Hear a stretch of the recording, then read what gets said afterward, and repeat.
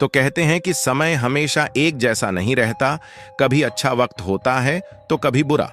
लेकिन middle east के देशों, खासकर सऊदी अरब को लगने लगा था कि उनके लिए तो जिंदगी हमेशा ही मलाईदार रहेगी।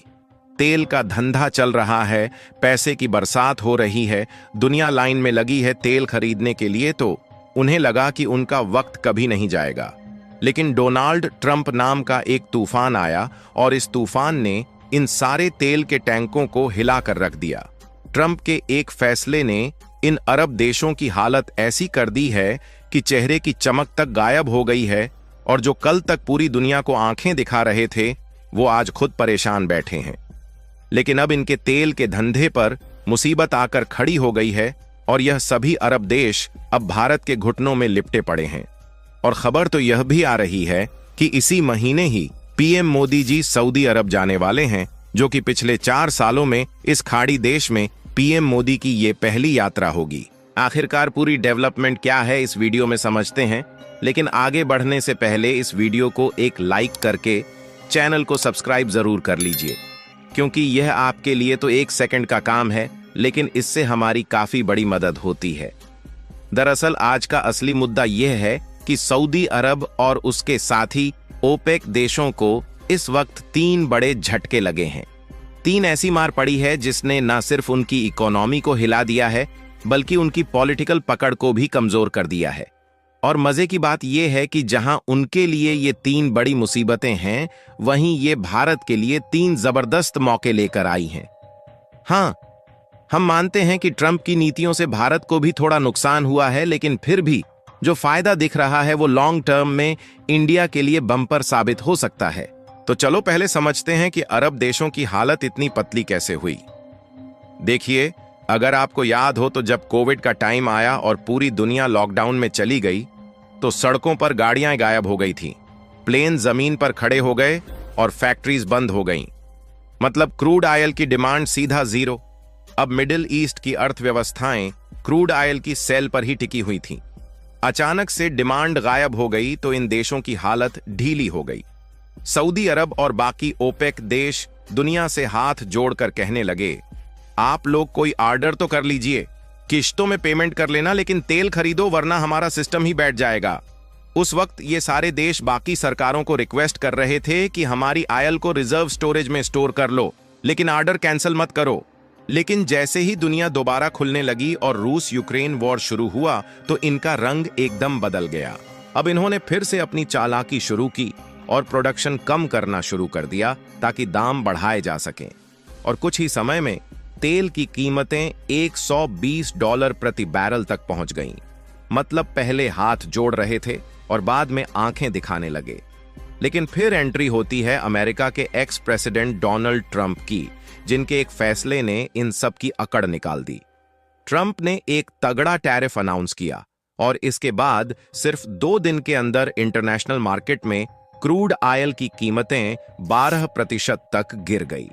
तेल जो $90 पर चल रहा था, वो गिरकर $78 और कुछ जगहों पर $76 तक आ गया।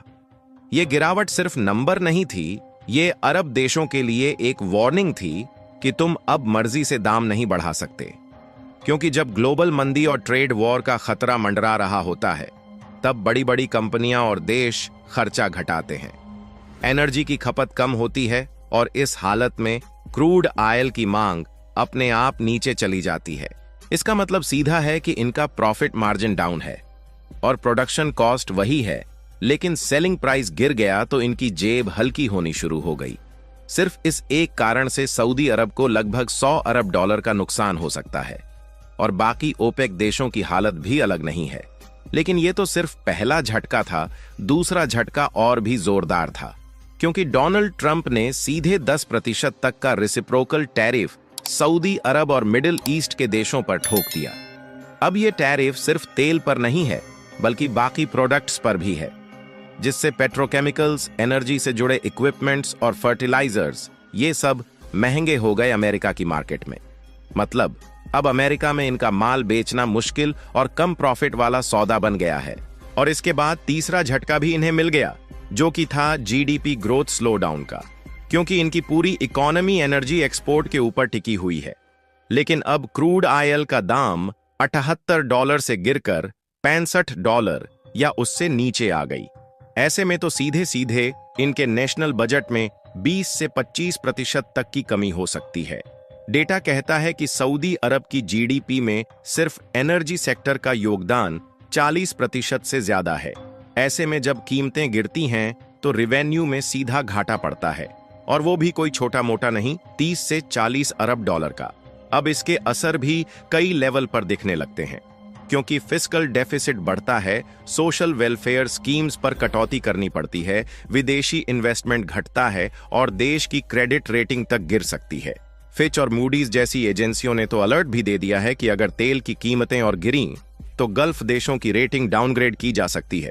मतलब उधार लेने की लागत भी बढ़ेगी और उनका ग्लोबल भरोसा भी हिलेगा। अब सोचो, ये सब तो हो गया सऊदी अरब और उसके तेल पर पलने वाले दोस्तों के साथ, लेकिन सवाल ये है, इस पूरे तूफान में भारत कहां है? तो आपको बता दें कि भारत इस पूरे खेल के एकदम सेंटर में है। और सबसे दिलचस्प बात यह है कि ये तीनों झटके जो सऊदी अरब को लगे हैं, ये भारत के लिए 3 बड़े मौके बनकर सामने आए हैं।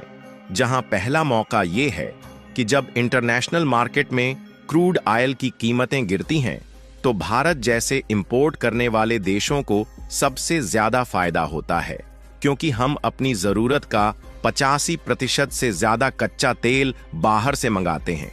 अब सोचिए, अगर एक बैरल पर $10 भी कम हो जाए तो भारत को हर दिन करोड़ों का फायदा होता है।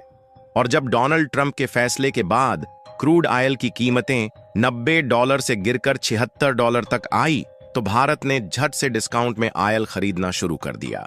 सरकार के लिए ये एक बम्पर डील थी। डोमेस्टिक मार्केट में महंगाई थोड़ी कंट्रोल में आई, करंट अकाउंट डेफिसिट थोड़ा सुधरा और डॉलर की डिमांड थोड़ी कम हुई। और ठीक ऐसा ही मौके का दरवाजा भारत के लिए एक बार फिर से खुल चुका है, जब क्रूड ऑयल की कीमत $65 के आसपास आ चुकी है। और अगर दूसरे मौके की बात करें तो जब अरब देशों पर टैरिफ लग गया तो अमेरिका और यूरोपियन देशों को दूसरे सप्लायर्स की तलाश करनी पड़ी। और इस मौके पर भारत ने गेम में एंट्री मारी। पेट्रोकेमिकल्स, फर्टिलाइजर, एनर्जी इक्विपमेंट, ये सब अब भारत से खरीदे जा रहे हैं। कुछ साल पहले तक जो अमेरिका सीधे अरब से मंगाता था, अब उसका बड़ा हिस्सा इंडिया की कंपनियों को मिलने लगा है, जैसे कि रिलायंस, इंडियन ऑयल और अदानी ग्रुप जैसी कंपनियों ने इस मौके को दोनों हाथों से पकड़ा और अपने प्रोडक्ट्स अमेरिका, यूरोप भेजना शुरू कर दिया। और सिर्फ प्रोडक्ट्स नहीं, बल्कि सर्विस सेक्टर में भी हमें फायदा हो रहा है। अमेरिका की कई ऑयल कंपनियों ने अपने बैकएंड ऑपरेशंस अब भारत में शिफ्ट कर दिए हैं। इसका मतलब नई नौकरियां, नया निवेश और ज्यादा टैक्स कलेक्शन। और तीसरे फायदे की बात करें तो देखो, जो गल्फ देश पहले तक हमें बस एक तेल खरीदने वाला ग्राहक मानते थे, आज वो हमसे डील करने के लिए खुद प्रपोजल भेज रहे हैं। सऊदी अरब ने भारत में अरबों डॉलर का इन्वेस्टमेंट प्लान किया है, चाहे वो गुजरात का पेट्रोकेमिकल हब हो या यूपी का रिफाइनरी प्रोजेक्ट, क्योंकि अब उन्हें लगने लगा है कि अगर उन्हें अमेरिका और यूरोप से झटका मिल रहा है तो इंडिया ही उनका अगला बड़ा पार्टनर बन सकता है। और भारत ने भी इस मौके को पूरी प्लानिंग से यूज किया है। बाकी आप लोग इस पूरी कूटनीति को लेकर क्या कहना चाहेंगे, अपनी राय कमेंट में जरूर बताएं। और इस वीडियो को एक लाइक करके अपने मित्रों तक शेयर जरूर करें ताकि उन्हें भी जानकारी मिल सके। इसी तरह और भी नॉलेजेबल वीडियो देखने के लिए चैनल को सब्सक्राइब करके बेल आइकन को ऑल पर जरूर सेलेक्ट करें। जय श्री राम।